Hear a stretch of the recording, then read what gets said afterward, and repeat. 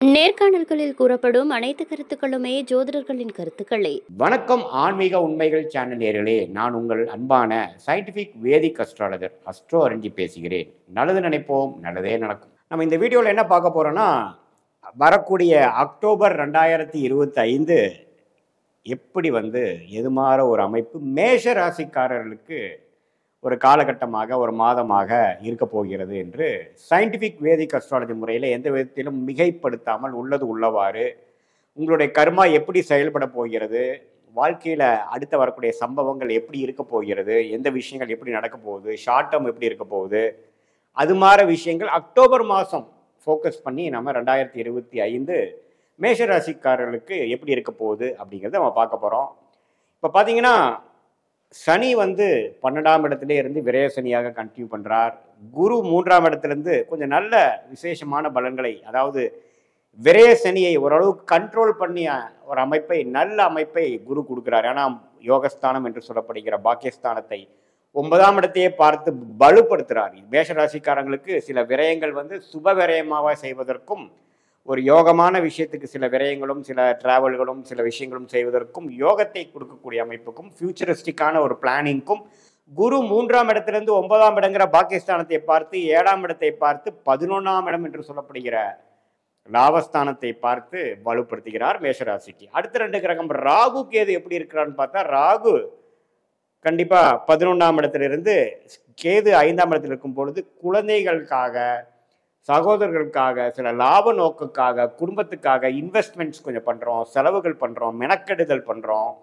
சொசைட்டியில் அடுத்த level of ஸ்டேட்டஸ்க்கு போவதற்காக சில விஷயங்கள் நாம் முயற்சி செய்து, ரிஸ்க் எடுத்து, கடன்பட்டு, வேலைகள் செய்து, சாக்ரிஃபைஸ் பண்ணி நம்ம சிலதெல்லாம் செய்ய போகிறோம் என்பது தான் இந்த ராகு கேது விஷயங்கள்.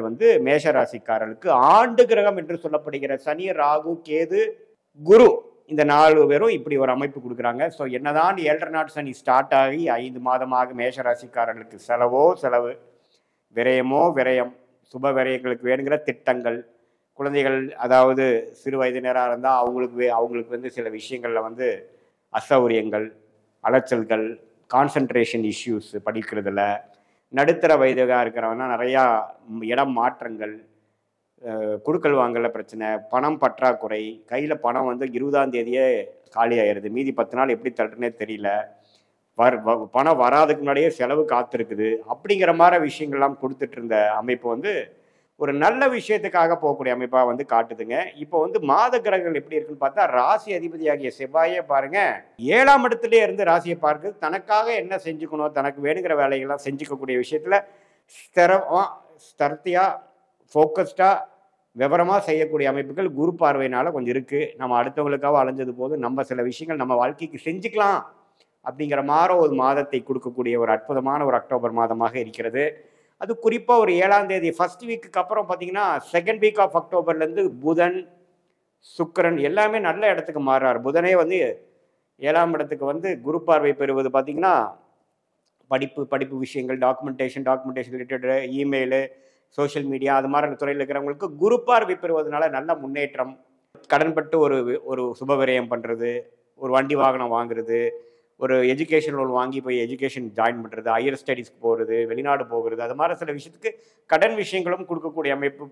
படிப்பு சார்ந்த விஷயங்கள், இது மாதிரி சோஷியல் மீடியா, கிரியேட்டிவ் ஃபீல்டில் இருக்கிறவங்களுக்குலாம் நல்ல க்ரோத் இருக்கக்கூடிய அமைப்பு. சுக்கிரனே பார்த்தீங்கன்னா 6ஆம் இடத்துக்கு வரனால, 5ஆம் இடத்துல இருக்கக்கூடிய சுக்கிரன் 6ஆம் இடத்துக்கு வரும்பொழுது, 6ஆம் இடம் 12ஆம் வீடு கனெக்ட் ஆகும்பொழுது கடன் விஷயங்கள், சுப கடன்கள், உடல் உபாதைகள் சிலது போகிறது, ஒரு ஜுவல் லோன் வைக்கிறது, ஒரு வண்டி டாப் அப் லோன் வாங்குறது, அது மாதிரி சில விஷயங்கள்லாம் செஞ்சு அது மூலமாக நம்மளுடைய வசதி வாய்ப்புகளை அதிகப்படுத்திக்கக்கூடிய ஒரு அமைப்பு மேஷ ராசிக்காரர்களுக்கு கட்டாயம் கொடுக்கறதுங்க. ஸோ இந்த சுக்கிரனின் பெயர்ச்சி, புதனின் பெயர்ச்சி அக்டோபர் 7ஆம் தேதிக்கு மேலே வரக்கூடிய அமைப்பு மிகவும் பரவாயில்லை. அதுக்கப்புறம் பார்த்தீங்கன்னா அக்டோபர் செகண்ட் ஆஃப் பார்த்தீங்கன்னா 6ஆம் இடத்தில் இருக்கக்கூடிய சூரியன் 7ஆம் இடத்துல நீச்சம் பெற்றாலும் குருவின் பார்வை பெறுகிறார். ஸோ ஒரு ராஜயோகாதிபதி 7ஆம் இடத்துக்கு வர்றது ஒரு பங்குதாரர் மூலமாக, ஒரு ஃப்ரெண்ட்ஸ் மூலமாக, ஒரு பார்ட்னர்ஷிப் மூலமாக நல்ல பெனிஃபிட்ஸ், நல்ல தொடர்பு வரக்கூடிய அமைப்புகள்லாம் இருக்குது. ஸோ மேலோட்டமாக பார்க்கும் பொழுது முதல் வாரத்திலிருந்தே படிப்படியாக மேஷ ராசிக்காரர்களுக்கு வயது வித்தியாசம் இல்லாமல் நல்ல பலன்களை கொடுக்கக்கூடிய அமைப்பு. பண விரயங்கள் ஆனாலும் நல்ல விதத்துக்காக செலவு பண்ணக்கூடியது. ரியல் எஸ்டேட், இடம், வண்டி, வாகனம் அது மாதிரி விஷயத்துக்கு வாங்குறது, ஃப்யூச்சருக்கு வேணுங்கிற இன்வெஸ்ட்மெண்ட்டுக்காக சில யுக்திகள் இப்போவே பண்ணுறது, அது மாதிரி ஒரு விஷயம் ஃபவுண்டேஷனான ஒரு மாதமாக அது மாதிரி ஒரு விஷயங்கள் பண்ணக்கூடிய மாதத்துகளுக்கு பல மாதங்களுக்கு ஒரு ஃபவுண்டேஷன் கொடுக்கக்கூடிய அடிப்படை கொடுக்கக்கூடிய ஒரு மாதமாக அக்டோபர் 2025 கட்டாயம் வந்து மேஷராசிக்காரர்களுக்கு உண்டு. குருவின் பார்வை வந்து புதன் மேலே விழுகுது, செவ்வாய் மேலே விழுகுதுங்கிறதுலாம் அருமையான விஷயம். அதே சமயத்தில் 7ஆம் இடத்தை வலுப்பக்கிறதுனால நண்பர்கள் சோஷியல் லைஃப்பில் அதிகமாக இம்ப்ரூவ் ஆகும். பழைய நண்பர்கள் கான்டாக்ட்ஸு, பழைய கிளைண்ட்ஸ் கான்டாக்ட், பழைய கொலீக்ஸ் கான்டாக்ட் மூலமாக சில பெனிஃபிட்ஸ் வர்றது, வேலை மாற்றத்தில் ஒரு மாதிரியான நல்ல விஷயங்கள் கொடுக்கறது, எதிர்காலம் திட்டம் போடுறது, வெளிநாடு வெளிமாநிலம் போகிறதுக்கு பிளான் பண்ணுறது, ஃப்யூச்சரில் வந்து நம்மளுடைய இரட்டிப்பு செகண்டரி சோர்ஸ் ஆஃப் இன்கமை வளர்த்தி கொள்வதற்கான திட்டங்களை தீட்டுவது, அது மாதிரி பல நல்ல விஷயங்களை கொடுக்கக்கூடிய ஒரு மாதமாக மேஷராசிக்காரர்களுக்கு இந்த அக்டோபர் மாதம் இருக்குது. இதில் பாருங்கள், செவ்வாய் மாதத்தின் கடைசி வாரத்தில் பார்த்தீங்கன்னா மேஷராசிக்கு 8ஆம் இடத்துக்கு போகிறார். 7ஆம் இடத்துலேருந்து 8க்கு போகிறார், புதனும் 8க்கு போகிறார். ஸோ அதுதான் வந்து கொஞ்சம் கஷ்டம். ஸோ நடுவால் இருக்கக்கூடிய அந்த 2வது வாரம் 3வது வாரத்தில் சில பாசிட்டிவான விஷயங்கள்லாம் வருது.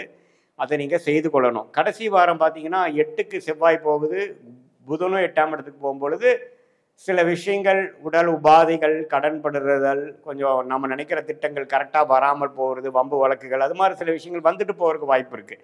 அதனால் இந்த மாதத்தின் மிடில் பீரியட் என்று சொல்லப்படுகிற 2nd week and 3rd week நல்லா யூஸ் பண்ணிக்கணும், உபயோகிச்சுக்கணும். அதுக்கப்புறம் சில விஷயங்கள் தாமதமாகவும் ஸ்லோவாகவும் நடக்கிறதுக்கு வாய்ப்புகள் உண்டு.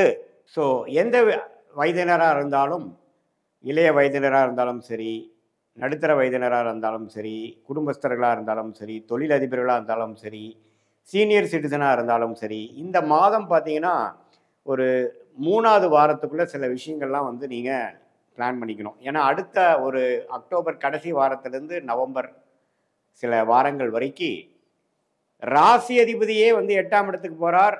புதன்கிற 6ஆம் அதிபதி 8க்கு போகும்போது சில விஷயங்கள் வந்து நம்ம கையில் இல்லைங்கிற மாதிரி இருக்கும், தாமதங்கள் வரக்கூடும். ஸோ அதனால் முதல் 3 வாரங்கள் குறிப்பாக சொல்லணுன்னா 2nd and 3rd வாரத்தை உபயோகப்படுத்தி சில விஷயங்கள் நடத்தி சில அடுத்த லெவல் ஆஃப் வாழ்க்கையில் வேணுங்கிற ஒரு முன்னேற்றங்கள், எதிர்காலத்துக்கு வேணுங்கிற சில திட்டங்களை தீட்டி செயல்படுத்தி வெற்றி கொள்ள வேண்டும் என்பதை நான் கேட்டுக்கொள்கிறேன். இது பொதுவான பலன்களை தவிர உங்களுடைய ஜென்ம ஜாதகத்தில் நீங்கள் எந்த தசையில் பிறந்திருக்கீங்க, எந்த புக்தி, எந்த நேரம், எந்த தேதியில் பிறந்திருக்கீங்க வைத்து, நீங்கள் எந்த லக்னம், என்ன நட்சத்திரம்லாம் வைத்து இப்போ உங்களுக்கு நடக்கக்கூடிய தசரன் எப்படி, என்ன தசை போயிட்டுருக்கு, என்ன புக்தி போயிட்டுருக்கு, என்ன அந்தரம் போயிட்டுருக்கு, அதெல்லாம் வைத்து பார்த்து இந்த நம்ம பேசின இந்த பொதுவான கோச்சார் அமைப்பு, சனி பயிற்சி, குரு பயிற்சி, செவ்வாய் பயிற்சி, சுக்கிரன் பயிற்சிங்கிறதெல்லாம் சேர்த்து வைத்து பார்க்கும் பொழுது உண்மையான துல்லியமான பலன் எப்படி இருக்குது, ஷார்ட் டேர்ம் எப்படி இருக்குது, நெக்ஸ்ட் ஃபியூ மந்த்ஸ் எப்படி இருக்குது, அடுத்து வரக்கூடிய 6 மாதம் 1 இயர் எப்படி இருக்குது, எந்த மாதிரி விஷயங்கள் எப்படி திட்டமிடணும்,